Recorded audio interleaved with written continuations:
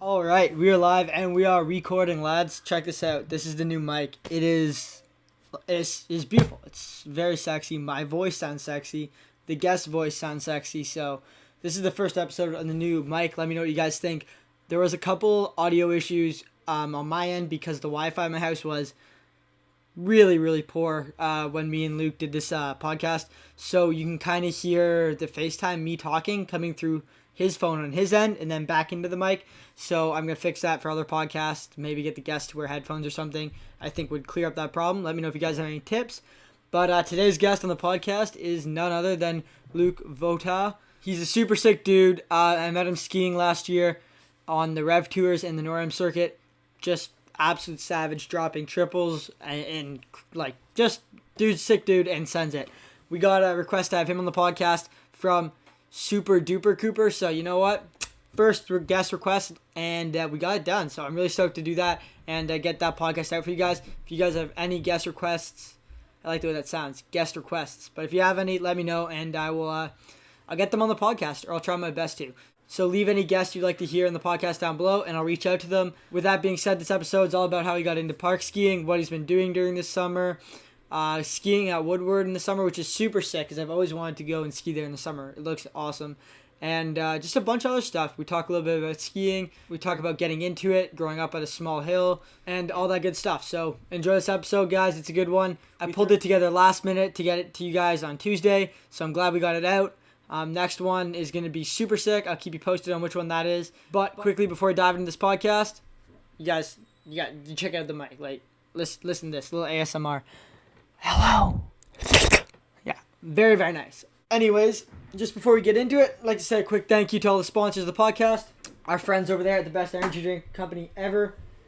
Grab one, crack one. A Red Bull a day keeps the doctor away. At least that's what I tell myself, so definitely a huge shout out to them.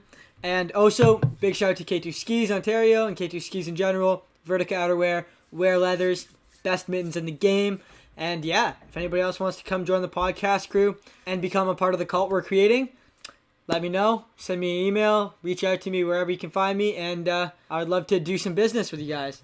But only with cute people and people that know what they're doing. So with that being said, enjoy this episode, guys. Mwah, new mic out. Welcome, creatures of all shapes and sizes, to Banged Up with Bruce Oldham, aka The Kid. This is an action sports podcast, the likes of which the world may never have seen before and may never see again. I hope you guys enjoy.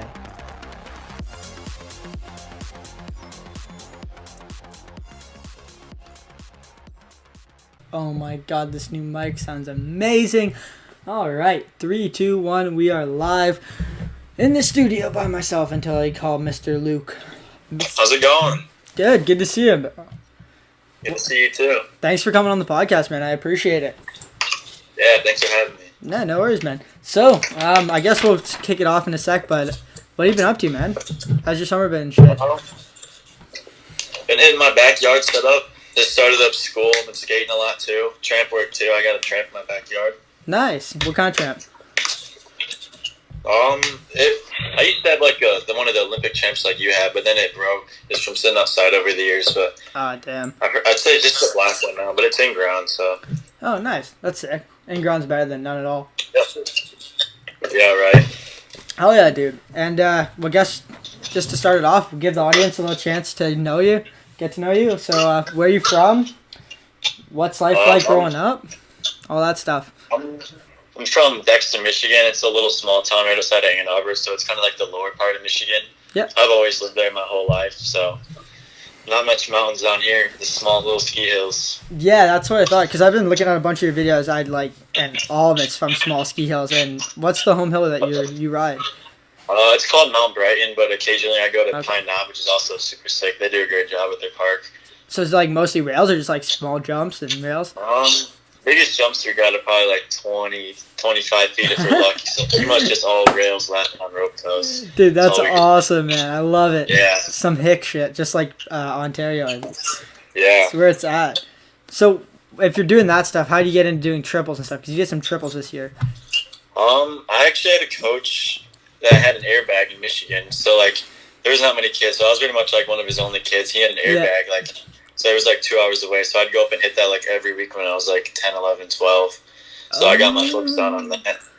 Started going out to Colorado quite a bit and hitting bigger jumps, and then just progressed from there. That's pretty cool, actually. So we'll leave that for some questions later. But you've been skiing for a while then.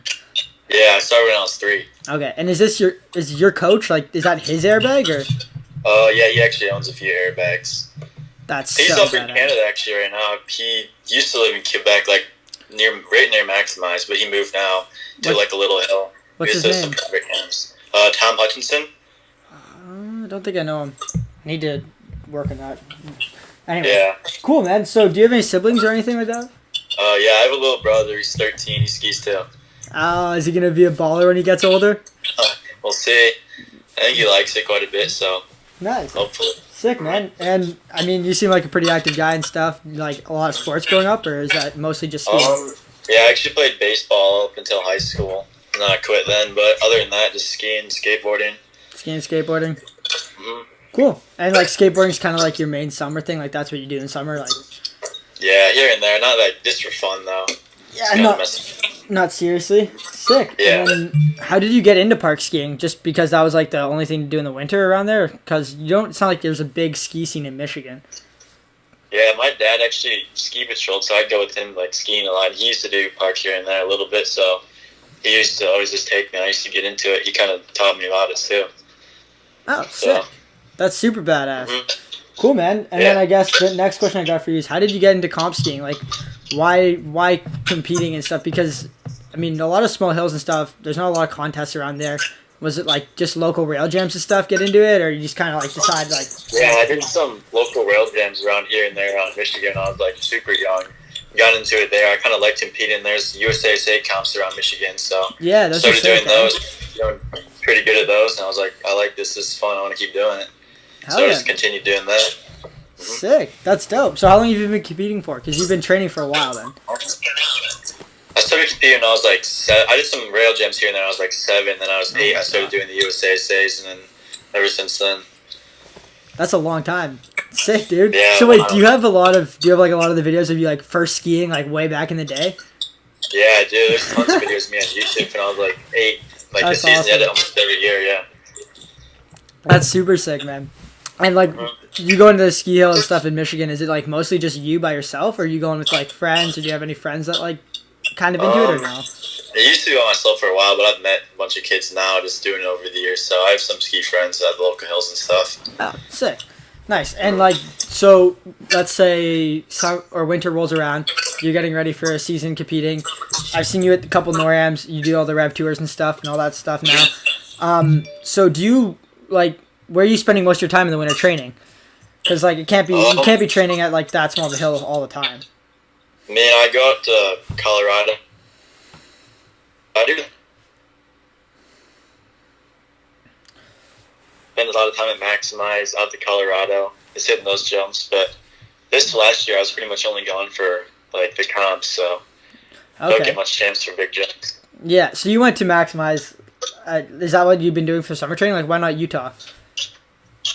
I'm actually going to the Utah Sunday, so. Oh, sick. So I can't get the Maximize right now because of all the COVID. Yeah, it's all messed up. I've been going a lot this year, actually. I've been like 4 or 5 times. It's pretty good. It's nice. Have you been to both bags, or? I've never been to Utah. I hit the one in Mammoth, which is pretty much the same, I think. But I've never been to Utah, so that should be interesting. Okay, sick. Yeah, you're going to have to let me know which one's better. I've been wondering. I think the Utah one looks bigger, to be honest. Yeah, I think it might be, but Maximize is probably all you need, I think. You can do triples on there. You don't really need much more than that, man. Yeah, right. Maximize has got lots. It's fun, man. You get really sore after it, though. Like, oh, I know, right? After like 2 to 3 days, you're just like, holy crap. Yeah, I've been going like 3 days hard. And like after 3 days, man, I wake up like I got back a day ago and I'm like walking around. I'm like, my back's all cracked. Dude, you get mangled, bro. Have you ever got hurt on one? What? Have you ever got hurt on one of them? The airbags? Yeah. Nothing serious other than like whiplash. I broke like a few of my like clothes and stuff, just ripping them, but other than that's like serious injuries. Yeah, I've seen like 1 or 2 people like tear ACLs and stuff on them, which is pretty gnarly. Yeah. I haven't done He's anything got, more like, than whiplash PTSD either. from that. Yeah. Yeah. People land pizza and they have like no leg strength and just like right out. Mm-hmm. Cool. Yeah. So. So you said you did like mostly just like you mostly just traveled for contests then. So but you Yeah. I mean, this last year, it pretty much stopped in like March. I usually go out to Colorado for like a month or so, but yeah. couldn't do that in like April. Because usually then I get like 3 weeks just to ski for fun, but couldn't do that this last year. But Why was that? yeah, Just expensive or no, not really. just not enough time? Stuff Yeah, going I on? mean everything closed down because of the COVID stuff. So Yeah, true. Yeah, season ended earlier. I was supposed to go to Quebec for like a couple weeks of like competing and training stuff, which just gave me shit. I think there's a rev tour there. Yeah, it got canceled. Yeah, that was just a big bummer because La Relais, that contest is like one of the best of the year. So it's definitely like one of my favorites. It's super sick. Yeah, I was yeah, for sure. Like the vibes there in the summer are unreal. Yeah, I bet. But yeah, it's kind of like my season too. I was like, didn't really like. I was at Mount St. Louis, which is like not like obviously has bigger jumps than you guys. And once the Outback got going, but like for me, like I didn't get to go to any. Like I was doing my first doubles in like comp training. Like I don't know about you. Like I was going to the contest with like doing like cork nines all year. Like the Outback hadn't even opened. Like we had like 25-foot jumps like you guys. How did you find that? Did you find that worked? Like, cause I didn't. It didn't like. It wasn't a big difference for me. I didn't notice it a whole lot. Yeah, I mean it was kind of the same thing for me. I don't really get much like chance. Just kind of gotta like do it at the comps and stuff. So yeah, cause every time I've seen you around, you're kind of like same thing. Like you're just like, all right, well, fuck it, we're here. We're gonna do doubles like bright and early. We're gonna get after it. Whereas like all the people that have the good jumps and been doing doubles all year long, they're like, yeah. I just do it like as soon as I get the speed down, just get right into it. Yeah. Practice. I mean, you gotta get right into it. I like it, man. I like it. I started doing it this year. I was like, there's a couple contests. Like there was a couple days actually. I did like doubles first run of the day. I was like fucking stoked. Yeah, I mean if you've been hitting the jumps like you've been hitting them all week, why not? Yeah, that's what I said. I mean the speed really can't change that much. Yeah, right. But then you see some people that have like perfect jumps all year, and then they spend like they have the jumps like a little bit off or a little different, and they're like not used to riding the sketchy jumps like people like from the smaller mountains and stuff. I think that's something with the Midwest, like the smaller jump kids don't really care. I mean, the jumps that I hit are 25 feet in this pure ice all season. I mean, I'm used to like those crap conditions, so gotta take advantage of it, even if it's not perfect. Yeah, I think it's hilarious, man. Like I'll show up at you're probably seen the same thing, but I'll show up at like a contest and people be like, "This jump sucks." I'll be like, "Dude, this is the best jump I've hit all year, man." Like I'm so stoked. Yeah, that's sick. So you kind of cut out there just because my Wi-Fi is awful, but yeah. So how many comps did you do this year? Did you do all the rev tours or like just most of them? I did 2 future tours, if you know what that is, like a step below the rev. Yeah, it's like the COT tours for Canada. Yeah, and then I did all the revs, and then Aspen, of course, and then I think that was it. We didn't get to do USASA Nationals because closed down, but yeah, probably did just all those main ones. Sick, man. So what was your favorite event of the year? Aspen for sure. Yeah. That was sick. I love that course. Dude, the course was really good this year. It was really cool. The rails, the X Games rails were like sick. They were high, man. Oh yeah, it was gnarly. Yeah, another one of my events was the Tom Walsh Rail Jam in Pennsylvania. That one was sick. Oh, you got to do that? Yeah. No way. That event looks so sick. I'm gonna go this year. I think like no matter what, I'm just gonna say fuck it, bite a bullet, and go hang out for a week and ski there. I've always wanted to. It's sick. You're not competing. It's just sick to watch and hang out with everyone. All those pros and me.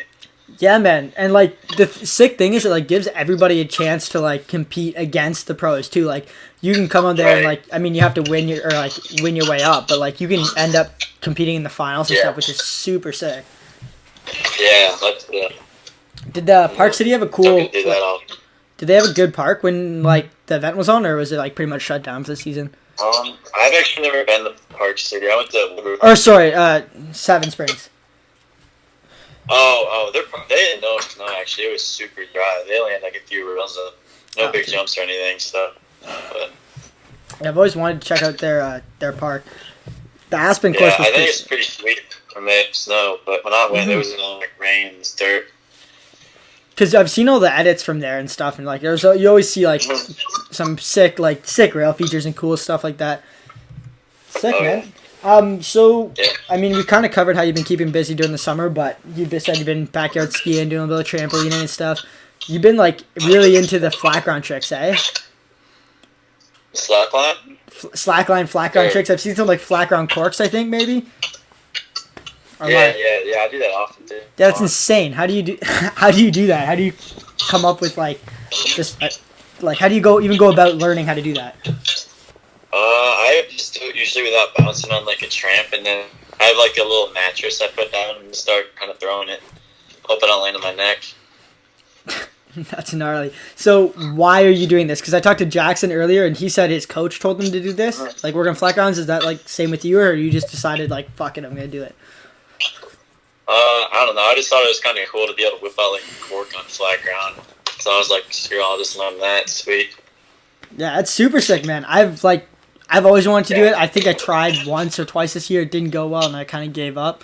But then I saw you guys doing it, and I was like, shit, maybe I should learn how to do this. But yeah, you could definitely get it. It's not that complicated. Just kind of throw it really hard. Yeah, I don't know. Probably down the hill too. Downhill or something, yeah. My vert's not great, but, you know, you win some, you lose most.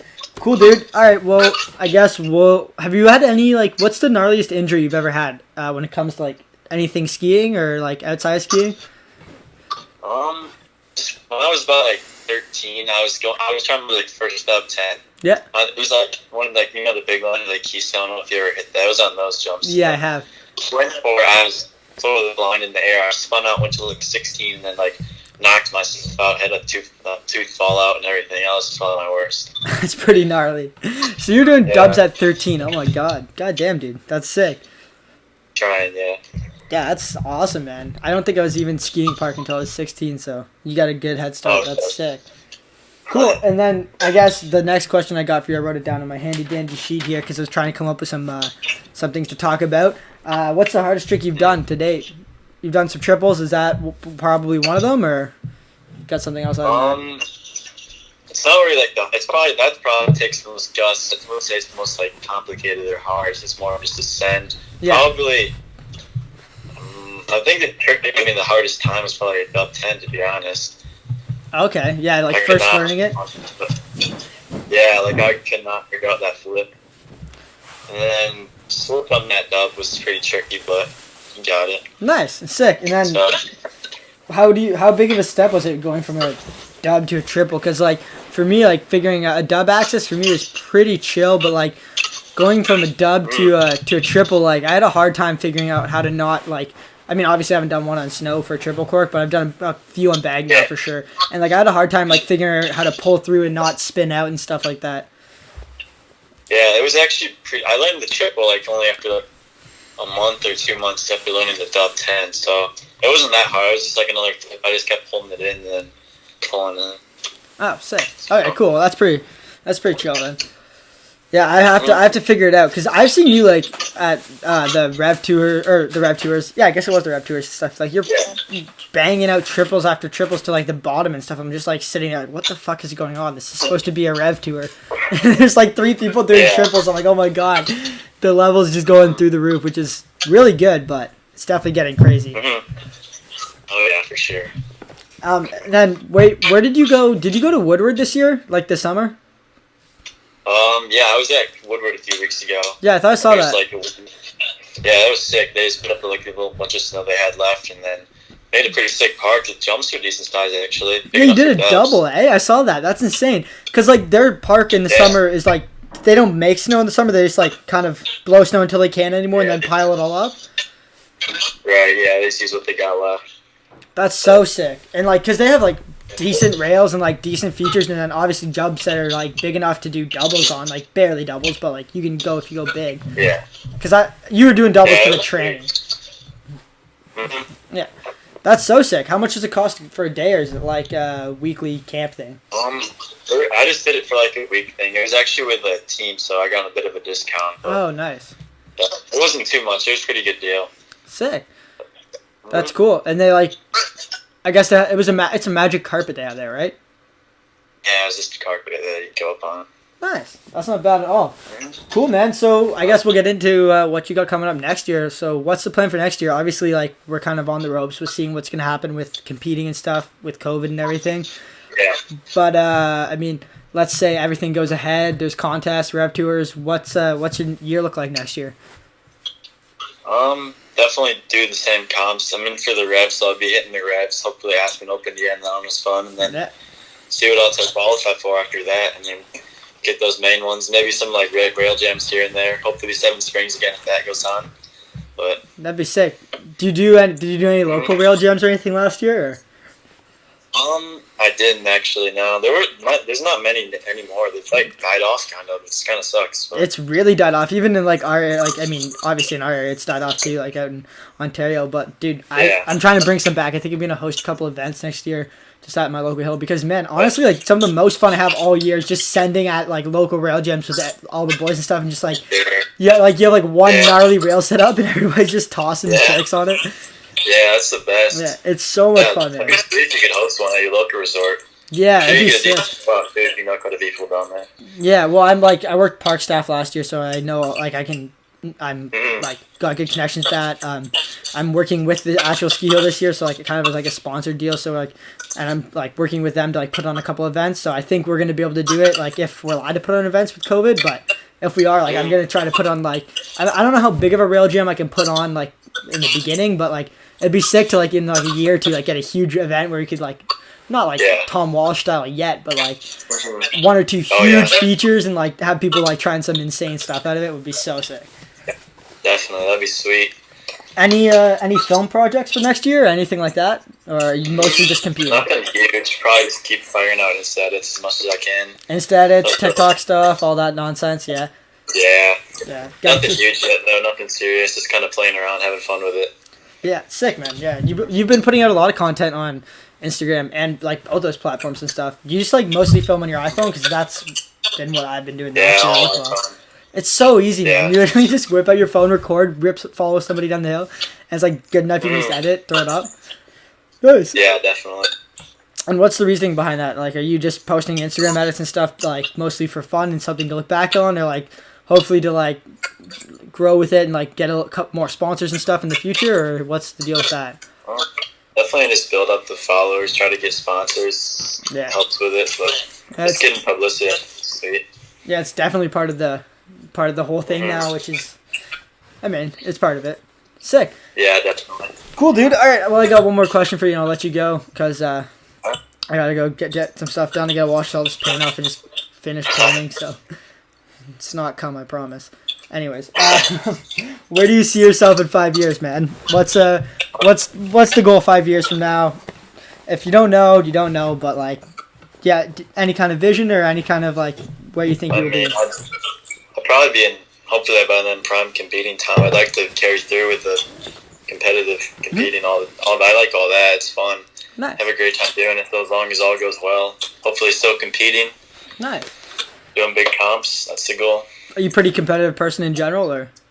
Yeah, I am. I like it a lot. It's fun. Sick, dude. So you're thinking, like, I mean, ideally down the line, everything goes well, as most people would hope.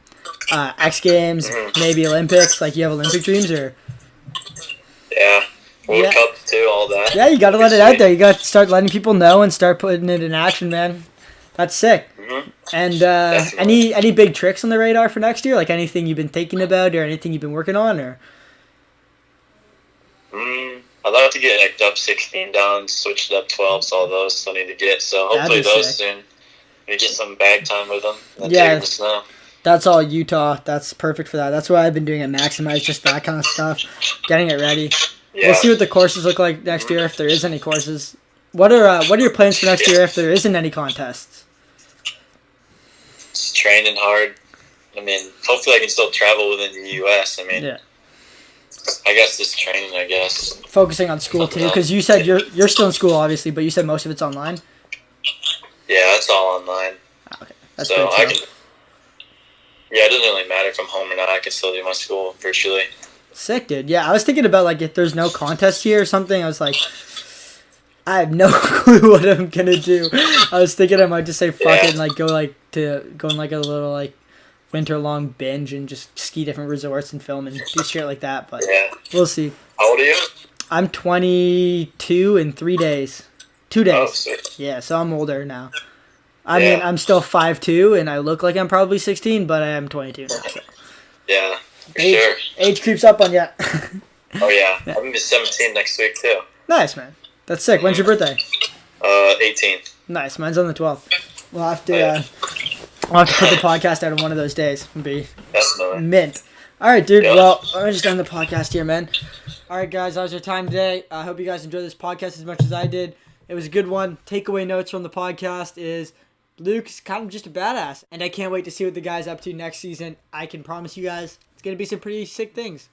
Also, one more takeaway note. The new mic sounds amazing. This Rebel tastes great, so we're moving on to bigger and better things. Before you guys go, I wanted to say thank you to Super Duper Cooper for responding in the comments and giving us a guest to bring on the show. Luke was honestly somebody I was going to reach out to anyways to get on the podcast, but I'm glad to see him on here and get him on here at an earlier date just for you guys. So leave some more comments of people you want to see on the podcast, and I'll reach out like I said earlier. Also, any topics or anything you want me or Pat to cover, I'm going to start doing live Q&As in the Facebook group. If you guys aren't following the Facebook group, it's Action Sports Community in Facebook. I know, kind of a cheesy name, but super dope. Me and Pat made it, and we're really putting a lot of content out there and really trying to create a community of badass action sport people. And everybody in general that's kind of part of action sports and everything is more than welcome to join in.